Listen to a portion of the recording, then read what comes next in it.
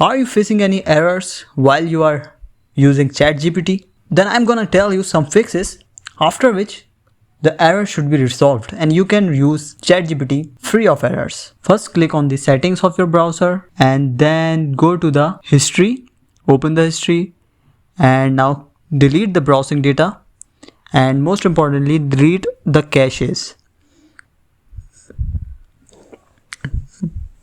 Remove it and then get back.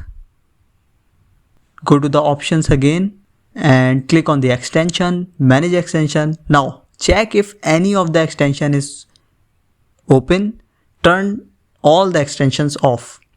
Now get back again, and if the error persists, go to the incognito mode and now open the ChatGPT, because sometimes the ChatGPT gives error in the normal mode of Chrome, and once you open it in the incognito mode, the error should be fixed.